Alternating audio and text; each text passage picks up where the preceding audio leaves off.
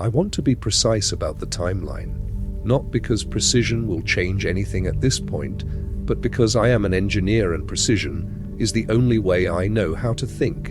And if I stop thinking like an engineer, I am not sure what I become. So I will be precise. I will account for every day. I will note every discrepancy. And if the discrepancies tell a story I don't want to hear, I will write it down anyway, because the record matters more than my comfort, and I decided that a long time before I understood how much the record was going to cost me. I was a systems engineer for the Metropolitan Transit Authority for 16 years. Tunnels, specifically, the infrastructure beneath the infrastructure, the part of the city that makes the visible city possible and that nobody thinks about until it fails. I knew the tunnel network the way some people know their own houses better, actually, because I had spent more waking hours in it than I had in any home I'd occupied. Every junction, every service corridor, every maintenance alcove, every emergency access shaft, the electrical systems, the ventilation systems, the drainage, the places where water came in when it rained hard, and the places where it didn't. The load-bearing characteristics of the older sections from the 1940s and the design tolerances of the newer ones. I had maps in my head that didn't exist on any official schematic because I had walked every inch of the system over 16 years and accumulated knowledge that was mine alone. When the city started coming apart, I went down. This seemed obvious to me, so obvious that I spent almost no time on any alternative. The tunnels were below the population, below the chaos, below the infected who, as far as I could determine, operated entirely on surface logic, drawn to light and sound and open space, incapable of or uninterested in the dark enclosed world beneath their feet. The tunnels had ventilation I understood and could control, water access through the drainage infrastructure and the emergency supply lines that fed the station fire suppression systems, power from the third rail, which was still live in some sections because the grid had not failed uniformly, and from the emergency generator systems that certain stations maintained for exactly the kind of situation where surface power became unreliable. I took 3 days of supplies and went into the tunnels through a maintenance access point I knew would be unobserved. I told myself I would come back up in a week when things had settled. I told myself this with the confidence of a man who has spent 16 years solving problems with known parameters and has not yet understood that the parameters have changed. That was day one. Everything I am going to tell you happened after that. The first thing I need to tell you about the tunnel system is that it is not silent. People imagine underground spaces as quiet. They are not. The city above transmits itself downward through concrete and steel in ways that are felt as much as heard. The vibration of traffic, attenuated and distorted, becomes something that has no surface equivalent. Water moves through pipes in rhythms that suggest intention. The electrical systems hum at frequencies that you stop consciously hearing after a while, but that continue to register somewhere below conscious hearing. Temperature differentials create air movements that produce sounds in service corridors that have no obvious source. I knew all of these sounds. I had spent years learning them, cataloging them, understanding which ones indicated normal operation and which ones indicated a problem that needed attention. This knowledge was the most valuable thing I brought into the tunnels with me, more valuable than the supplies, more valuable than the tools, because knowing what a sound is supposed to be means you immediately notice when it becomes something else. On the third night, I heard something that wasn't the tunnels. I was in the maintenance corridor between stations 7 and 8 on the Blue Line, which I had chosen as my initial base because it had access to an emergency generator, a water supply tap, and a ventilation junction I could partially control to manage airflow and therefore temperature. I had set up my equipment with the methodical care of someone solving a systems problem. Sleeping area, supplies storage, work area. Clear sightlines in both directions down the corridor. The flashlight on a hook so my hands were free. The logbook open on the folding table I'd taken from the maintenance closet. The sound was footsteps. Not the particular dragging irregular footsteps of the infected that I'd heard when I'd gone up to the access point to observe. These were different, deliberate, careful. The footsteps of something that was paying attention to where it put its feet. I turned off the flashlight, sat in the dark, listened. The footsteps slowed, stopped. Then, after a pause that lasted long enough that I'd begun to think I'd imagined it, started again. Closer. I had a flashlight in one hand and a length of pipe in the other when the figure came around the corner of the corridor and stopped. It was an old man. He was perhaps 75, perhaps older, small and slight, with white hair that had gone several weeks past any last cut, and the particular thinness of someone who has always been thin, rather than someone recently reduced by hardship. He wore a Transit Authority maintenance uniform, the same design as mine but older, a version that had been replaced perhaps 10 years ago. He carried nothing, no bag, no supplies, no light source. He looked at me with calm, dark eyes and said nothing. "Hello," I said. He said nothing.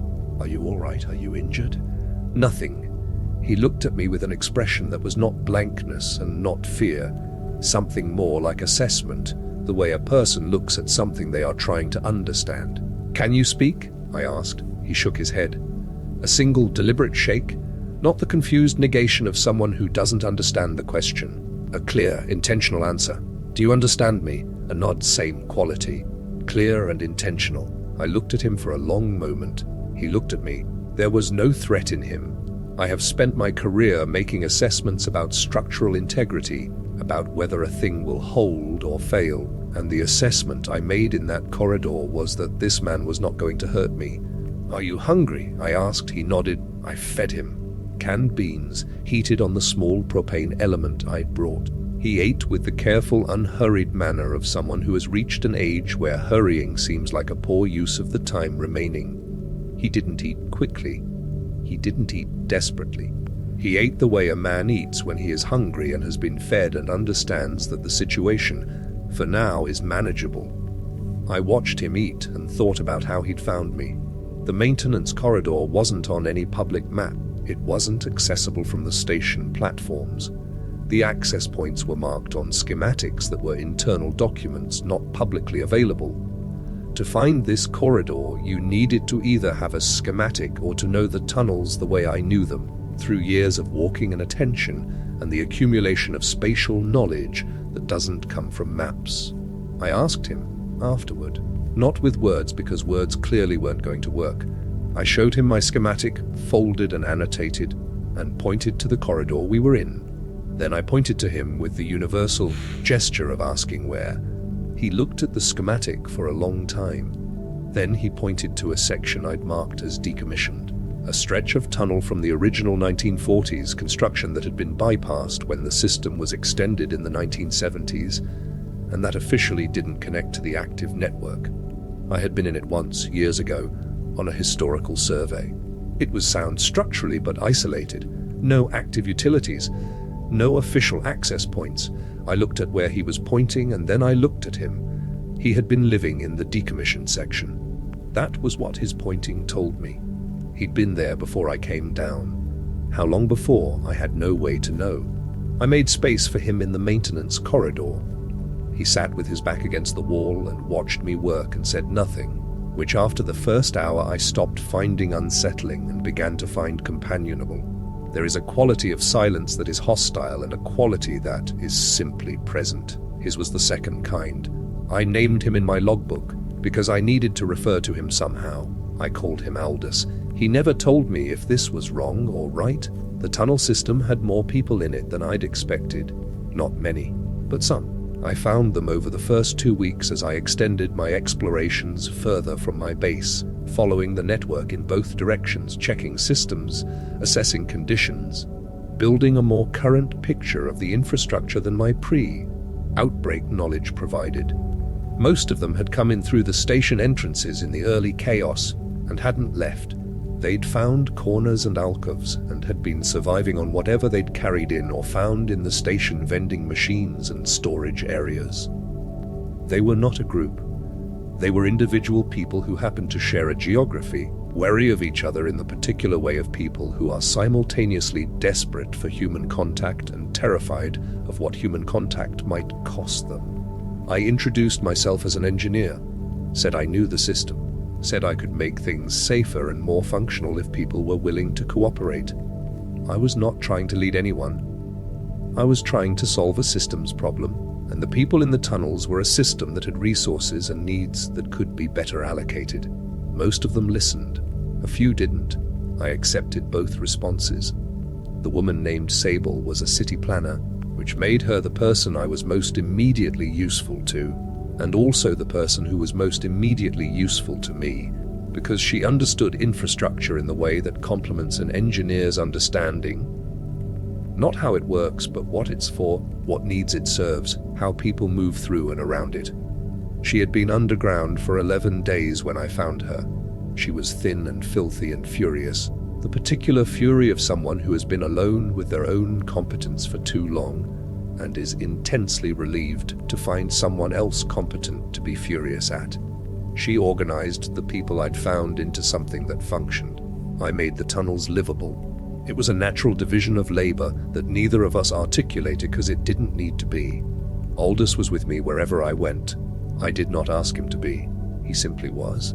He would appear at the edge of my work area when I was doing maintenance, watch until I was finished, then be somewhere nearby when I moved to the next task. Sometimes when I was checking a section of tunnel I hadn't been in for a while, I would find him already there, standing in the dark with no light source that I could account for, waiting. I asked Sable once if she found this unsettling. She looked at him from across the corridor, where he sat against the wall watching us. "He doesn't make me uncomfortable," she said. "He makes me feel like someone's been here longer than we have and knows something we don't." I thought about this for a long time. On day 19 I found the logbook.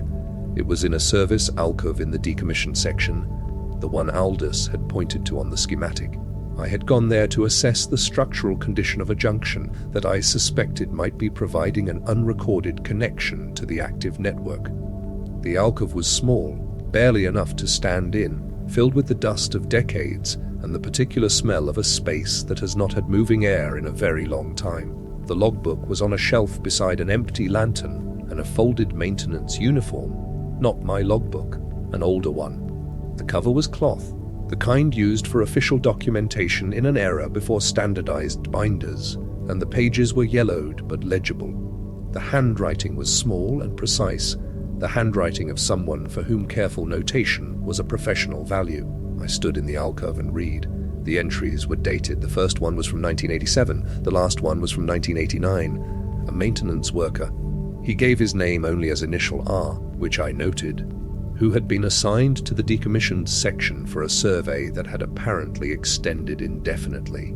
The entries described the tunnel condition with professional thoroughness and also, increasingly, described something else, a person, an old man who had been in the decommissioned section when Arv arrived, who did not speak, who watched R work with the patient assessment of someone who has been observing for a long time.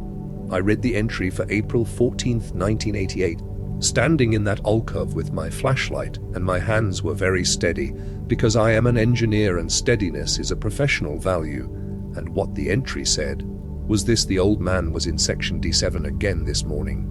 He's always there before me. I don't understand how he moves through this section so quickly. I've tried to follow him twice and lost him both times. He doesn't make sound when he walks.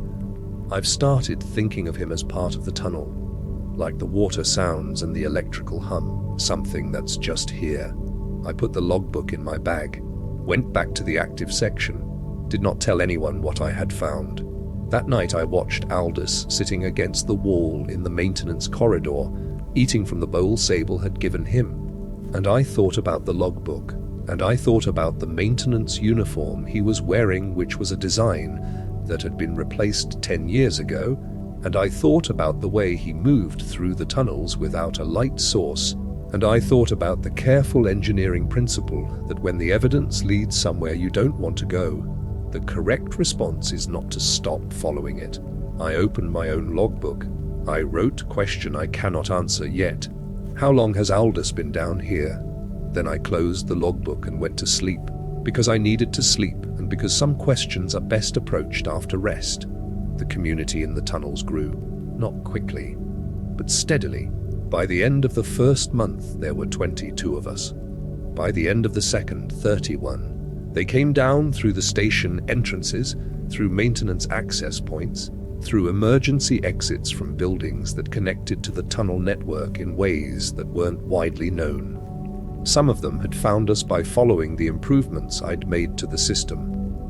The working lights in the corridor sections, the ventilation adjustments that created slightly warmer air in the inhabited areas, the water access points I'd marked with orange tape. I had marked them as a systems decision, making the inhabited network navigable for the people in it. I had not thought about the fact that I was also making it navigable for people coming in from outside. Sable pointed this out. "We need a way to know who's coming in before they arrive," she said. I installed sensors. Not electronic ones. The power situation was too inconsistent for that. Mechanical ones. Trip lines connected to aluminum cans that would rattle. Pressure plates made from salvaged materials. The kind of simple, reliable detection systems that don't require power and don't fail in ways you can't diagnose. I taught 3 people how to monitor the entry points and what the different signals meant. I wrote the procedures down in language that didn't require engineering knowledge to follow. This was the part of the work I found most satisfying. Not the problem solving itself, but the transfer of knowledge. The moment when someone who had never thought about mechanical detection systems understood one well enough to explain it to someone else. I had been a technical specialist for 16 years, which meant I had spent 16 years being the person who knew things other people didn't and being compensated for that exclusivity. The exclusivity had always seemed vaguely wrong to me. Knowledge that dies with the person who holds it is knowledge that has failed its purpose. Aldous watched me teach.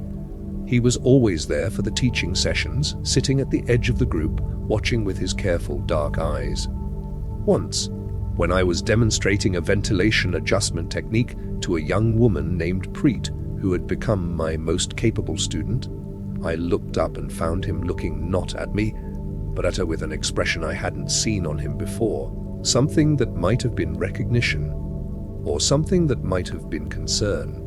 I asked him about it afterward, in the way I'd developed for asking Aldous things, which was to make the question as simple as possible and read whatever his face or hands told me in response. I pointed to Preet. I pointed to him. I raised my eyebrows. He looked at me for a long moment. Then he did something he'd never done before. He picked up my logbook from the folding table, opened it to a blank page, took the pen from beside it. He wrote 3 words. "She will understand." I stared at the words, looked at him. He set the pen down and looked back at me with the same patient expression he always wore, and I understood that this was all the clarification he was going to provide. "She will understand." I wrote it in my logbook in my own hand, below where he'd written it in his, and I stared at both versions for a long time before I closed it. On day 47, I started having trouble sleeping. This is not unusual in a survival situation. The nervous system maintains elevated alertness in threatening environments, which is adaptive and also exhausting, and the sleep disruption it produces is a documented phenomenon that I was aware of and had factored into my planning. I had scheduled rest periods. I had managed light exposure to support circadian regulation as much as the tunnel environment allowed. I had been disciplined about this because I understood that cognitive function under sustained sleep deprivation degrades in ways that are dangerous for someone making technical decisions that other people's safety depends on. So the sleep disruption was not immediately alarming. I noted it in the logbook with the same precision I noted everything else. Day 47, day sleep reduced. Day 48, he woke twice. Day 49, approximately 4 hours total. What I did not note, because I did not want to note it, was the quality of the waking. When I woke in the night, it was not with the vague anxiety of ordinary sleep disruption. It was with the specific and complete attention of someone who has heard something. Fully alert, instantly, as if the transition between sleep and waking had been edited out. And in the moment of waking, before the conscious mind asserted its frameworks, there was something else. A sense of the tunnel that was not mediated by sight or hearing or any of the conventional senses. A knowing of the space around me that was more immediate than that. I am an engineer. I believe in instrumentation. I believe in measurement.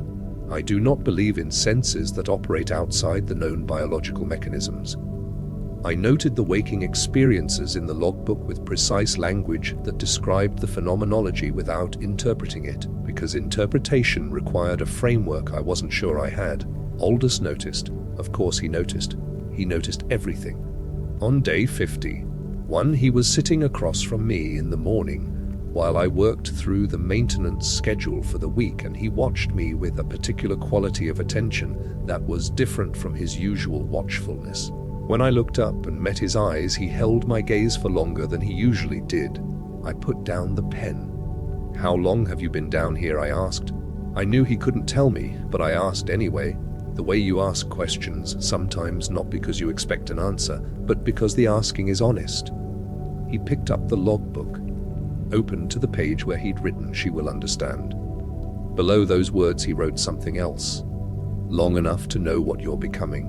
I looked at the words. I looked at him. "What am I becoming?" I asked. He wrote, "What I am." The tunnel was very quiet. Somewhere in the distance, the water in the drainage system moved in its perpetual rhythm. The electrical hum of the third rail sections reached me at the frequency I'd always known, the frequency that was the voice of the system I'd spent 16 years maintaining. I picked up the pen. "I am a precise man. I am an engineer." I wrote in my logbook, day 51. Aldous claims to know something about my condition. Cross-reference with sleep data and the question of timeline. Then I closed the logbook and went to do the morning maintenance rounds. Because the rounds needed doing, because the tunnel needed me, and because I was not ready yet to sit with what he'd written long enough to understand it. The thing about a systems engineer is that we are trained to follow evidence wherever it goes. This is not a natural human tendency. The natural human tendency is to stop following evidence when it leads toward conclusions that are frightening. A good engineer learns to override this tendency, because a structure that fails because the engineer didn't want to find the crack is worse than a structure that was repaired when the crack was small. I had been following the evidence since day 1. I had been precise. I had been thorough. On day 63, I sat down with my logbook and followed all of it to where it led. The sleep disruption beginning on day 47, the quality of the waking, the spatial awareness that had been increasing incrementally since approximately day 30, which I had categorized as adaptation to the tunnel environment and had not examined closely enough. The headaches I had noted on days 30, 8, 41, 44, 48, 52, 55, 59, 61, 62, 63, which I had categorized as tension and dehydration and stress.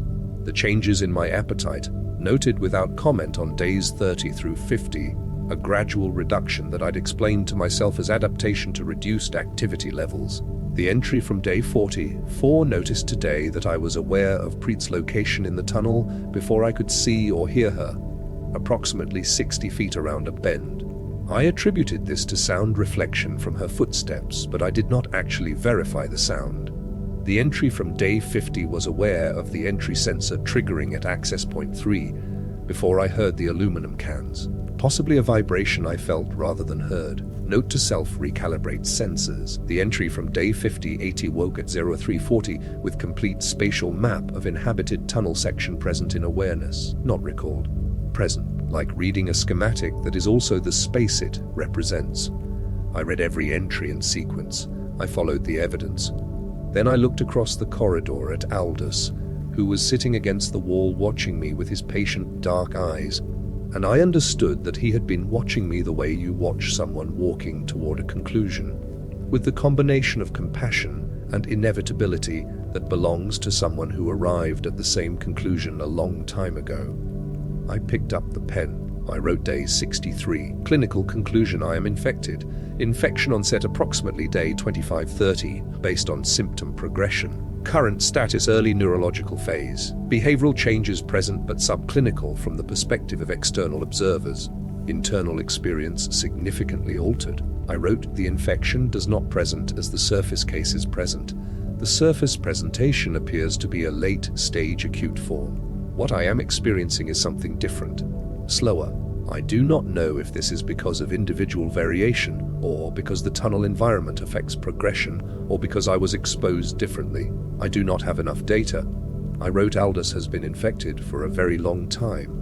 The 1987 logbook, the uniform. The spatial knowledge that exceeds what a living person should have. He is not what I initially thought he was. He is not a threat. He is a data point. He is what this infection looks like at a stage I have not seen described anywhere. I wrote, I do not feel hostile. I do not feel the aggression that characterizes the surface infected. I feel the tunnel the way I feel my own heartbeat.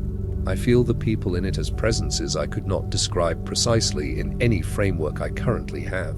I feel very calm. I set down the pen, looked at the words, then I wrote one more thing. The record matters. I will keep making the record for as long as I am able to make it. Whatever I am becoming, I am still precise. I am still thorough. I am still an engineer. And the record of what happens to an engineer who goes down into the tunnels and becomes something else may be the most important technical document I have ever produced. If anyone finds this, the tunnel community is real. The people in it are alive and functional and have systems in place that will sustain them. Sable knows the human organization. Preet knows the technical systems. She will understand. Aldous told me, and he was right, she already does. The infected in the tunnels are not what the surface infected are. This is important. This may be the most important thing I have written. There is a version of this that is not what everyone thinks it is. I am evidence of that. Aldous is evidence of that. There may be others. I am going to go do the morning maintenance rounds now. The ventilation junction at the D section needs adjustment, and there is water ingress at the junction near Station 9 that I've been monitoring. The rounds need doing. The tunnel needs me. Day 633. Status as present. Functional. Changed. I will write again tomorrow. I did write again tomorrow and the day after, and for many days after that. The entries change if you read them in sequence. The technical precision remains. The maintenance records, the system assessments, the teaching notes for Preet, the structural observations, all of this continues with the thoroughness of a person who takes their professional responsibilities seriously. What changes is smaller and harder to define. A different relationship to time in the entries. Observations about the tunnel that are accurate, but that describe it in ways a surface person wouldn't describe it. References to things I knew about the tunnel's condition before I had any sensory basis for knowing them, noted with the same matter of fact precision as the water pressure readings. Sable read the day 63 entry when I showed it to her. She sat with the logbook for a long time. When she looked up, her expression was the careful, controlled expression of a competent person processing information that changes their model of the situation. "You're still you," she said. "I don't know what I am," I said, "but I'm still here, and the tunnel still needs maintaining." She thought about this. "Does it change things? What you should do?" I thought about what Aldous had shown me. What a long time underground looked like from the inside, the patience of it, the spatial knowing, the way the tunnel became less something you moved through and more something you were part of. "I don't think so," I said. "I think I keep doing what I'm doing, maintaining the systems, teaching Preet, making the record. And when you can't anymore." I looked at Aldous across the corridor, watching us with his dark eyes. "Then Preet will," I said. "And the record will still be here. I am writing this on what my logbook says is day 104. My logbook is precise. I trust it. The tunnel community has 47 people. The systems are functioning. Preet runs the technical operations with a competence that has exceeded mine in several areas, which I find satisfying in the way that a teacher finds the surpassing of the student satisfying, and also in some other way I don't have precise language for. The ventilation is good. The water supply is reliable. The detection systems have been expanded and improved. There has been no serious incursion. Aldous sits with me in the evenings. We don't speak, which is not different from how it has always been. But the not speaking is different now. Less a matter of his limitation and more a matter of the fact that what passes between us doesn't require it. I understand him in a way I didn't in the beginning. Not his history, which remains a question I can't fully answer, but his quality, The patience of someone who has been in one place for a very long time and has stopped fighting what that place has made him. The infected on the surface, the ones that came into stations occasionally before we blocked all accessible entry points, are not like Aldous, are not like me. The surface form is violent and rapid and ends in something that is almost nothing. What is happening in the tunnel is something else. I have hypotheses about why. The environment, the reduced stress, the absence of acute threat, the time. I have recorded all of it. I still do the morning rounds. The rounds need doing, and I know the tunnel better than anyone else, better than I knew it before, which is a strange thing to write and which is also precisely accurate. I notice things on the rounds that I did not notice before. Structural movements that are below the threshold of conventional detection. Water in places it wasn't yesterday. Changes in the electrical hum that indicate load variations in the grid section still connected to surface power. I note all of it. I fix what can be fixed. I plan for what can't. Preet came with me on the rounds this morning. She has been coming more often. She watches what I do and she asks questions and I answer them with the precision they deserve. And sometimes I see her noticing things a beat before I point them out. And I say nothing about this, but I note it in the logbook because the logbook is where I put the things that matter.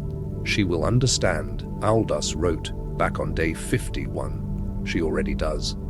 The tunnel hums around me as I write. The water moves in its rhythm.